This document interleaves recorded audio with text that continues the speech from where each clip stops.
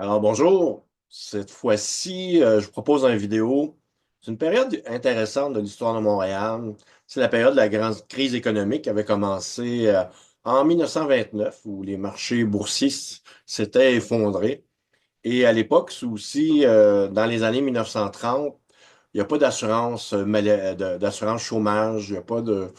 C'est souvent des soupes populaires, des œuvres de charité, de communautés religieuses qui vont pallier, mais c'est pas suffisant. Ça nous rappelle aussi que l'intervention de l'État, parfois dans des moments, on va dire, importants, d'urgence, ben c'est souhaitable, hein. On a vu ça au retour de la guerre aussi. On a fait les maisons pour les soldats, les maisons de vétérans. Ces maisons-là aussi avaient été, durant la guerre, des maisons pour les ouvriers qui travaillaient pour l'effort de guerre. On avait aussi, un peu après cette période-là, beaucoup de soutien des paliers gouvernementaux pour financer des coopératives d'habitation, pour avoir accès à la propriété. Donc, on a vu ça encore lors de la COVID. Malheureusement, c'est un mauvais souvenir, mais l'État est intervenu. Alors, et c'est toujours surprenant en 2024 d'entendre des paliers gouvernements provinciaux et fédéraux dire que ben, pour la crise du logement, on n'a rien essayé, puis ça fonctionne pas. Alors, c'est un peu navrant de voir un peu la médiocrité de nos politiciens aujourd'hui, des fois, là. Hum, alors, on voit d'ailleurs un maire conservateur de Montréal, Camillien Hood, qu'on voit en bas, à gauche. D'ailleurs, Camillien Hood était aussi maire de Montréal, mais aussi chef du Parti conservateur à Québec. Donc, c'est un conservateur qui est derrière des travaux publics de l'intervention de l'État. C'est particulier. C'est un maire aussi qui était très populaire dans la première moitié du 20e siècle. C'est un maire qui était populiste, qui plaisait aux gens. Et il est derrière la construction de plusieurs choses à Montréal durant la période de la crise. Alors, on se lance. Alors ici, on est au Carré Saint-Louis. Peut-être que vous connaissez le bâtiment qu'on voit ici. C'est ce qu'on appelle une Vespasienne. C'est une toilette publique. C'était pour les hommes. C'était des urinoirs principalement qu'on retrouvait là-dedans. C'était donc euh, des choses qu'on va construire dans plusieurs parcs à Montréal, dans plusieurs endroits publics. Alors, c'est des choses qu'on avait décidé de faire bâtir pour créer des emplois, pour contrer les effets de la crise économique. Dans ce cas-ci, on le trouve au Carré Saint-Louis, mais à l'origine, c'était au Square Vigée, en face de la gare Hôtel Vigée. Et dans les années 70, quand on va construire l'autoroute Ville-Marie, on va déménager ce petit bâtiment dans le Carré Saint-Louis. On va l'amener dans le plateau Mont-Royal. Et une fois que ça a été installé là, ben, ça a une nouvelle vocation. C'est un petit café qu'on retrouve là-dedans. On retrouve aussi on peut s'acheter une glace, une crème glacée, une sandwich. Donc, il y a une petite terrasse à l'extérieur. C'est un endroit très agréable à fréquenter durant l'été. On retrouve un autre Vespasienne dans le parc La Fontaine, dans les années 30, toujours, pendant la période de la crise. Et l'architecte Donat Beaupré, qui était à l'emploi de la ville de Montréal, il va construire beaucoup de choses durant cette période-là, justement, dans ce programme de travaux publics. Cette toilette vespasienne, on la retrouve près de l'avenue Papineau, dans le parc La Fontaine. Ça ne sert plus. Ça n'a plus d'utilité. C'est même pas un café, c'est rien. Ça sert peut-être d'entreposage, mais c'est un bâtiment qui ne sert plus parce que c'est le secteur du parc La Fontaine qui n'est pas réellement fréquenté. C'est depuis l'ouverture du pont Jacques-Cartier en 1930 que l'avenue Papineau va devenir une autoroute interurbaine. Ça va dégrader beaucoup la qualité du parc dans ce secteur-là. Alors, c'est un lieu qui n'est pas fréquenté. Donc, cette Vespasienne va perdre sa fonction, son utilité.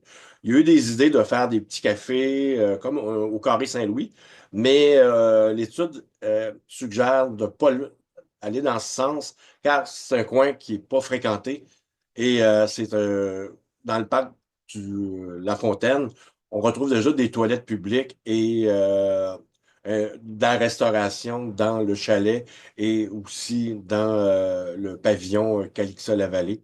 Alors, c'est un bâtiment, malheureusement, euh, il n'y a pas d'utilité. Alors, donc, la Vespasienne du parc La Fontaine.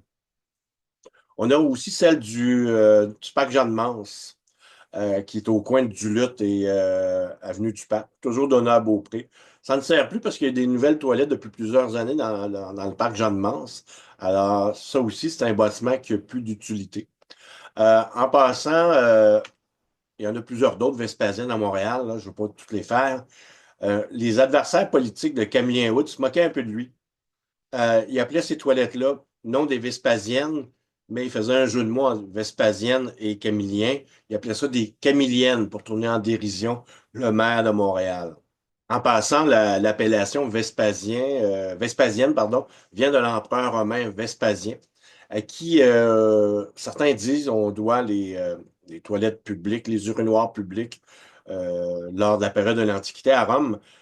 Ça relève plutôt de la légende. Néanmoins, ce personnage-là, il est un peu intimement lié à l'urine malgré tout, parce que il récoltait l'urine comme taxe et la revendait par la suite aux teinturiers.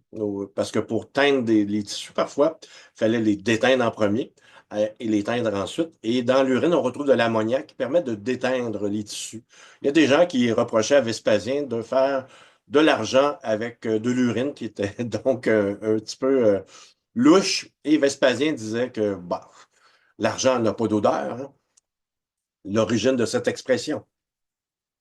Euh, on s'en va du parc La Fontaine à l'île Sainte-Hélène. Quoique les deux ont déjà été, avant d'être des parcs, des terrains d'entraînement militaire.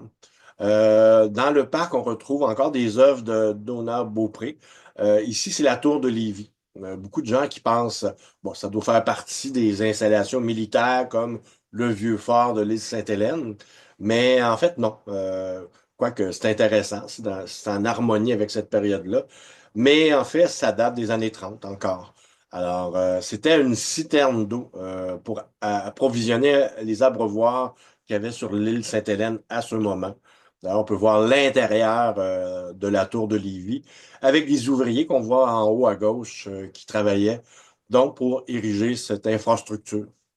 Toujours sur l'île Sainte-Hélène, on trouve des toilettes publiques. Dans ce cas-ci, c'est pas des Vespasiennes, mais ça a été créé à la même époque que la tour de Lévis. Toujours dans l'esprit de créer des emplois afin de contrer les effets de la crise économique. On s'en va un peu plus vers le nord de la ville, vers le marché Jean Talon, qu'on appelle maintenant. Mais autrefois, à l'origine, quand il est ouvert en 1933, c'est ce qu'on appelait le marché du Nord. Ce qui nous rappelle qu'autrefois, les gens, euh, à la maison, il n'y a pas de réfrigérateur à cette époque-là. C'est la glacière. On a un meuble avec un bloc de glace dedans. Et ce bloc de glace-là finit par fondre, hein. Alors, on ne peut pas faire des épiceries comme on le fait aujourd'hui. Donc, les gens fréquentaient les marchés publics d'une manière pratiquement quotidienne pour acheter des produits qui étaient frais, des légumes, de la viande, des choses semblables. Le marché Jean Talon, comme beaucoup de bâtiments de cette période-là, dans les années 30, pas seulement pour les travaux publics, mais des bâtiments publics, les années 20, les années 30, et même un petit peu avant même, c'est la période où l'art déco commence vraiment à être très présent. C'est souvent des bâtiments qui sont faits de briques avec des représentations, des bas-reliefs, des sculptures, des décorations qui font plus référence à l'Antiquité, à des choses classiques. On entre dans la modernité, puis souvent les représentations, c'est des formes géométriques, c'est des choses florales, c'est des choses, des symboliques très naïves. On change un peu de langage architectural. Sur le bord de la rivière des Prairies aussi, si on veut traverser la rivière, il y a le pont Pinneuf qui est là depuis 1937, qui est le résultat de travaux publics. Mais dans ce cas-ci, c'est un élu de Laval, dénommé le Duc, qui va mener à l'érection du pont Pinneuf. Et d'ailleurs, durant les travaux, c'était les gens de Laval qui avaient accès à ces emplois-là. Alors, les gens de Montréal-Nord pourraient regarder vos voisins de Laval avec un petit peu de mépris. Bon, c'est pas vrai. J'ai déjà été Lavallois. C'est du bon monde. C'est un pont qui a été érigé par la compagnie de Marius Dufresne, la Dufresne Engineering, la même compagnie qui va faire aussi le boulevard Pineuf en 1915, plusieurs années avant. Alors, photo très charmante en bas aussi. On voit la jeune dame qui est là, qui fait la pause pendant les travaux du pont Pineuf en 1937. Si on retourne au parc La Fontaine aussi, on retrouve des bâtiments qui ont un autre genre d'utilité. Ici, c'est un centre culturel. C'est le pavillon Calixa-la-Vallée. On a des expositions en art visuel, on a du théâtre, des concerts, mais aussi c'est un endroit où on a des services pour les plateaux sportifs des alentours. On y retrouve aussi également des toilettes publiques. Et si vous faites un jour le tour de l'édifice, remarquez les bas-reliefs qui sont en haut des portes d'entrée, c'est des figures de personnages, des citoyens qui s'adonnent à des activités sportives. C'est vraiment un bel édifice. Et je vous amène à Saint-Henri. On est près du métro de la place Saint-Henri. À côté de la place Saint-Henri, il y avait beaucoup d'édifices publics autrefois à cet endroit-là. Il y avait l'ancienne église de Saint-Henri. Il y a des bâtiments qui ont plus leur vocation d'origine. Il y a une ancienne banque, un ancien bureau de poste qui ont des utilités maintenant privées. Mais la caserne de pompiers, elle, qui date de 1931, elle est toujours dans le style art déco, un peu comme le marché Jean Talon, de la brique, avec des bas-reliefs qui sont d'un tout autre, ils ont des inspirations tout autres que l'Antiquité et la période classique. C'est un bel édifice qui, à l'origine, accueillait aussi, logeait également le service de police. Maintenant, c'est seulement une caserne de pompiers. Cependant, à l'étage, on va retrouver aussi les bureaux de la Société d'histoire de Saint-Henri. Alors, allez voir ça, il y a une petite salle d'exposition, c'est vraiment, ça vaut le coup. Alors, c'est une belle visite et c'est gratuit de toute façon. C'est vraiment très agréable. Et sur cet édifice, on retrouve aussi ce qu'on appelle une tour de séchage. Fait que si vous voyez une caserne de pompiers, habituellement, il y a toujours une tour. Non, c'est pas pour regarder au loin, quoi qu'on pouvait le faire, mais c'était autrefois une tour de séchage. Moi, je me rappelle qu'au Centre d'histoire de Montréal, autrefois, sur la place Diouville, j'y ai travaillé dans les années 90. C'était l'époque où, oui, j'étais fumeur et c'était l'endroit où on allait fumer dans la tour de séchage, dans une ancienne caserne de pompiers. Alors, vous savez, c'est une période vraiment intéressante les années 30, des travaux publics. Il y a beaucoup de beaux bâtiments qui sont apparus, qui vraiment ont façonné le visage de Montréal tel qu'on le connaît aujourd'hui. Donc, c'est une période que j'espère que vous avez apprécié de découvrir. Alors, voilà pour la petite vidéo sur la période des travaux publics et de la crise économique. Si vous voulez en savoir davantage, allez voir mon site web, stéphanetessier.ca. Vous allez voir des articles, des vidéos et mon calendrier de visite guidée, quoi, au moment où on se parle. Et c'est ma dernière qui s'en vient. Le mois de décembre arrive. Alors, je vais finir une visite dans le quartier Bordeaux, sur le bord de la rivière des Prairies. Une belle petite visite. Avec les changements climatiques, j'ai poussé mon calendrier jusqu'au mois de décembre. Alors, sinon, je fais des conférences l'hiver et aussi des spectacles de contes et de légendes. Alors, je me suis adjoint les services d'une violonneuse. Alors, parfois, je me commets, je m'habille en gros colon. Ouais, ouais, je suis capable d'être colon des fois.